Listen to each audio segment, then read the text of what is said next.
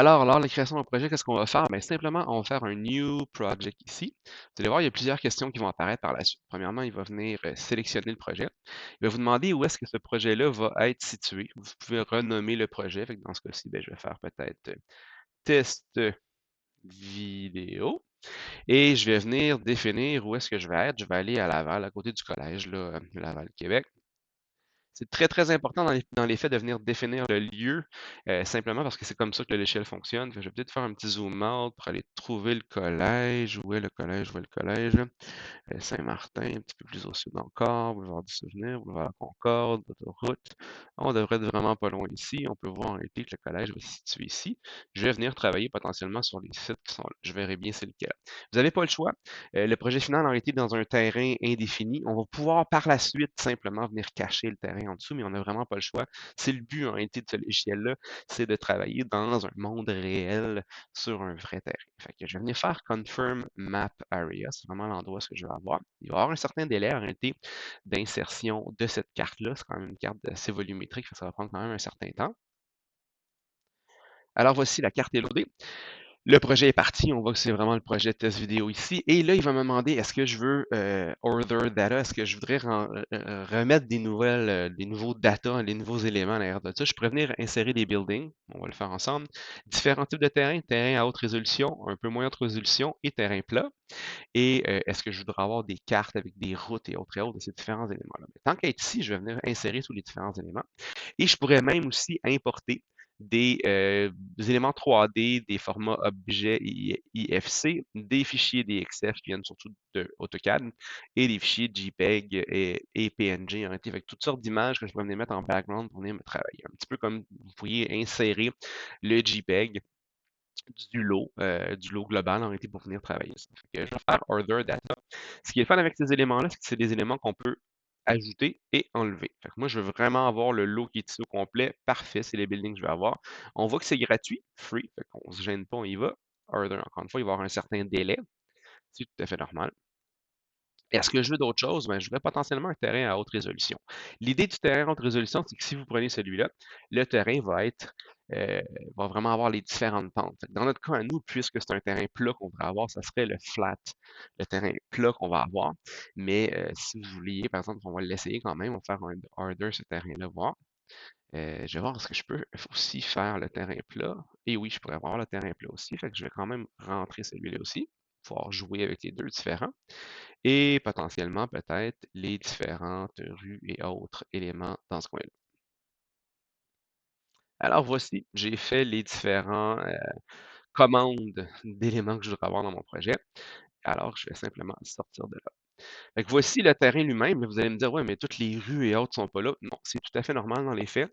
C'est que ici, il faudrait que je vienne placer les différents éléments que je voudrais avoir. Fait que, par exemple, ici, les buildings, si je clique dessus, il va changer de vue. Et ça va me permettre d'arrêter de sélectionner les différents bâtiments que je voudrais avoir. Remarquez qu'ici, dans les faits, on a 41 éléments de géométrie à insérer dans le projet. Je ne vais pas venir travailler sur la zone qui est ici, fait que on va l'essayer, voir ce que ça fait. Par la suite, même si c'est inséré, je peux venir ouvrir et fermer ces différents éléments-là.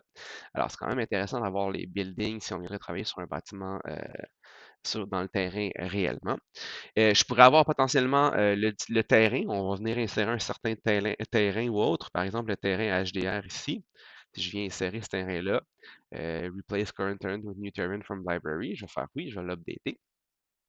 Le terrain qui était en ce moment, c'était vraiment le terrain flat qui était là en ce moment, que je vais remettre dans quelques secondes pour justement pas avoir de courbe, pas de courbe, mais de dénivellation dans mon terrain. Et je vais venir mettre les différentes routes. Vous voyez, les différentes routes apparaissent avec les lignes bleues ici. Je fais Add. Et on a vraiment des routes maintenant qui sont ici que je vais pouvoir jouer avec. Je vais quand même venir remettre mon terrain plat. Comme je vous le dis dans les faits, c'est que je ne veux pas avoir, si je tourne cet élément-là, il ne devrait pas avoir quand même beaucoup, beaucoup de pente. On reste à Laval quand même, mais on voit quand même qu'il y a quand même un petit peu de pente ici à travers le bâtiment qui est là, etc., etc. On voit le collège Montmorency, là. On voit bel et bien les différentes formes de ça. Alors, je vais me sortir de là.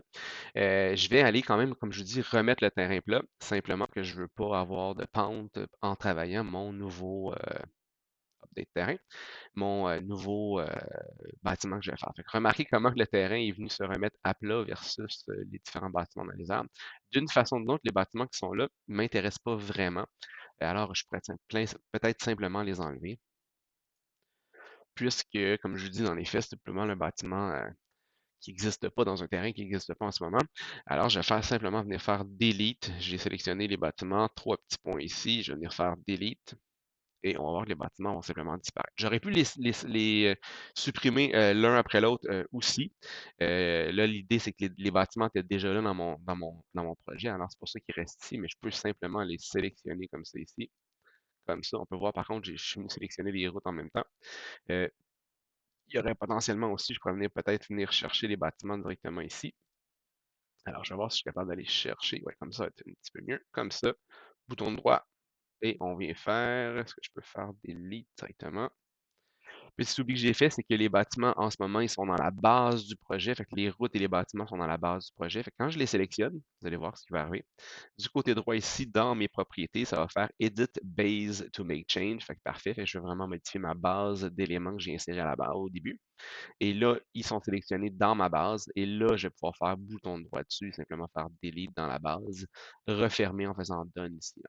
Fait que là, mes bâtiments sont bel et bien disparus. Les rues sont là, par contre. Je vais venir travailler sur la zone de terrain potentiellement qui est ici par la suite.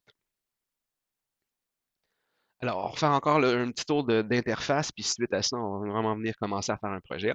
Qu'est-ce qu'on retrouve? Ben, dans ce côté-ci, si je fais un lien avec Revit, on va être vraiment vers quelque chose un petit peu plus qui ressemble à l'arborescence. Qu'est-ce que j'ai là-dedans? J'ai les différentes propositions et c'est un des gros points forts du logiciel. Je vais pouvoir faire plusieurs propositions en cliquant sur le petit plus ici, les copier, les modifier, etc., etc. Vous allez avoir, bon, toutes les différentes couches. En ce moment, vous voyez que j'ai une couche terrain et une couche route. C'est le genre de choses que je vais faire apparaître, disparaître. Ici. Je pourrais venir les modifier aussi en cliquant sur les boutons qui sont là. Et je vais faire apparaître mes routes aussi. Ensuite de ça, la librairie. Fait que c'est tous des différents éléments. Je pourrais venir réinsérer des éléments d'importation que j'ai fait tantôt. Je pourrais potentiellement même peut-être avoir des éléments dans mon hub, mais on verra un petit peu plus tard. Ensuite, les extensions. Si je clique ici, on aurait accès à différents types d'extensions. Une potentiellement que je vais vous demander d'installer, ça va être le Revit Add-in. On va venir faire un Revit Add-in ici. Vous allez le télécharger sur votre ordinateur. Ça va vous permettre, via Revit, de pouvoir par la suite télécharger des éléments format dans Revit.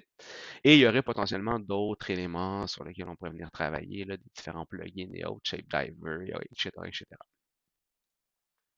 Ensuite, Project Member. En ce moment, j'ai seulement moi, mais c'est ici si je voulais venir ajouter des personnes à m'aider dans ce projet-là. C'est ici que je viens de faire un petit plus. J'ajouterai par courriel les différentes personnes. Gardez en tête que si vous voulez travailler tous et chacun sur un seul et unique projet, ben, c'est peut-être la bonne façon de faire. Comme je vous dis, on vient cliquer simplement. On va venir les travailler en collaborateur ou en admin pour être sûr et certain que la personne va pouvoir travailler dans le projet. Viewer, ça sera simplement voir le projet. Fait que c'est de cette façon-là que le projet, on va venir ajouter des gens. Fait qu'il faut bel et bien ajouter des gens dans le hub pour qu'ils puissent travailler, dans l'équipe, et ensuite, comme on le fait ici en ce moment, dans le projet. Et ici, bien entendu, si j'avais plusieurs propositions, je pourrais venir draguer mes propositions à l'intérieur pour être capable de venir voir les propositions une par rapport à l'autre. Encore une fois, un élément quand même assez intéressant. Si je reviens ici, petit bouton qui manque, le petit bouton A ici, quand je veux revenir dans mon hub, c'est vraiment à cet endroit-là que je vais cliquer. Ça va me ramener à mon hub, fait que je suis capable de venir rechercher les différents autres projets. En bas, ici, je veux voir quoi? Ben, est-ce que je veux snapper? Est-ce que je veux voir ma hauteur? Mes guides, snap aux objets, snap aux guides, fait qu'un petit peu au snap normalement qu'on aurait dans AutoCAD ou autre, dans Revit aussi. Est-ce que je vais voir la hauteur? Différents types de vues, fait qu'est-ce que je vais voir? Est-ce que je vais avoir une vue terrain, une vue map, contour, avec une satellite, les ombrages? Différentes caméras, parce que je vais avoir un point de vue comme ça ici. Si vous voulez en réalité capturer une image, simplement une image pour mettre dans un de vos projets, ben c'est par 4K Screen Capture qu'on va le faire. Fait que ça va vraiment vous donner une image de grande qualité malgré que ça soit simplement un capture d'écran. Ensuite, ici, plutôt, vous allez avoir Look from Point. Ça nous permet de venir nous positionner en vue 3D, en vue perspective, en fonction du positionnement de votre caméra dans votre projet. Et le Zoom to Fit Proposal. Fait que, par exemple, vous êtes perdu dans une proposition très très loin, ben, on vient cliquer là-dessus, ça nous permet de nous replacer. Ensuite, est-ce que je veux voir ma vue 3D ou ma vue 2D? Et bien entendu, ici, position du nord par rapport au projet, là, fait que c'est comme le fun. Des fois, si on est tourné, on peut ramener ça en nord directement. Ensuite, les outils de modification, fait qu'on va les revoir dans la création de projet. Et ensuite, tous les outils qui sont ici dans les faits, ça, c'est vraiment comme vos modificateurs ou vos ribbons en réalité vos rubans dans Revit. Et ici, c'est beaucoup plus les propriétés. Fait qu'alors, quand on va cliquer sur chacun des éléments, vous allez avoir de l'information qui vont changer dans cette ruban-là ici. Là. Fait qu'il y a vraiment plusieurs éléments qu'on va voir ici. Là. Nous, ce qui va nous intéresser le plus à la base, c'est ici venir travailler des buildings, des basic buildings. On va pouvoir venir en rajouter des arbres, travailler les sites, rajouter des routes et autres. Fait que vraiment ici, travailler les sites, travailler les zones. On peut venir travailler les zones sur le site. Travailler même des contraintes, fait que les contraintes en largeur et en hauteur maximum par rapport au règlement de zonage. On va venir travailler, comme je dis, des routes, venir travailler les volumes des surfaces des lignes, venir modifier des sketchs, être capable de venir prendre certaines mesures et si on veut rajouter des extensions par la suite. Fait que je vous laisse là-dessus. On va tomber par la suite sur vraiment la création du projet. On va commencer à dessiner dans le logiciel.